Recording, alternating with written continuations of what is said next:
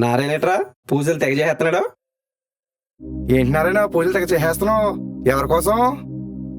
ఇంకెవరి కోసం రా, మన నాయకుడు కన్నబాబు గారి కోసం. ఒరే దొరబాబు, ఎప్పుడైనా ఆయన మాట్లాడడం చూసావురా? పెద్దోడైనా పేదోడైనా ఆయన మాట్లాడే మాటలో మర్యాద ఉంటుంది, పిలుపులో గౌరవం ఉంటుంది. అర్ధరాత్రి వాళ్ళ ఇంటికెళ్ళి సమస్య అన్నా సరే వెంటనే స్పందిస్తారా. అంతెందుకురా, ఎవడైనా వార్డు మెంబర్ గా గెలిస్తేనే ఎంతో ఫౌజు కొడతారు. అలాంటిది 2 సార్లు ఎమ్మెల్యేగా గెలిచి మినిస్టర్ అయినా కూడా ఆయన ప్రవర్తనలో గాని మాట తీరులో గాని రవ్వంత గర్వం కనపడింది ఏంట్రా?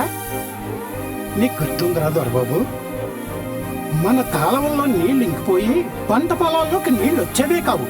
అలాంటిది ఆయన వచ్చిన తర్వాత కాలువలన్నిటికీ కాంక్రీట్ తో అండర్ వర్క్ చేయించి పొలాలన్నిటికీ నీళ్లు అందేలా చేశాడు ఆయన.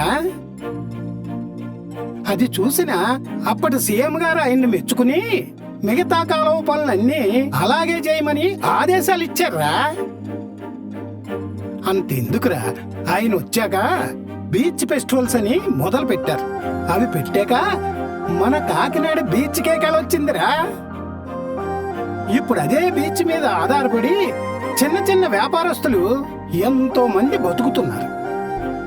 ఇంకా శిథిలావస్థలో ఉన్న 102 దేవాలయాలకు నిధులు విడుదల చేసి పునర్నిర్మించారు.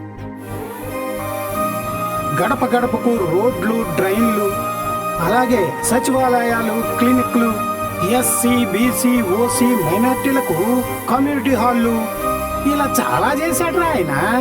మనం అంతా ఇంత ప్రశాంతంగా ఆనందంగా ఉన్నామంటే కారణం ఆయనేరా. ఒరేయ్, రాజకీయ నాయకులు అన్ని ప్రాంతాల్లోనూ ఉంటారా, కానీ జనం మెచ్చిన నాయకులు మన కన్నబాబు గారిలాగా చాలా అరుదుగా ఉంటారు. అలాంటి ఆయన మనకు దొరకడం మన అదృష్టం రా. మరలా ఈసారి కన్నబాబు గారినే గెలిపించుకుందాం, ఏమంటారా? అంత మంచి పని చేసినా ఆయన గెలిపించుకోకపోతే ఇంకెవరిని గెలిపించుకుంటావురా? మళ్ళీ కన్నబాబు గారినే గెలిపించుకుందాం. శభాష్ రా.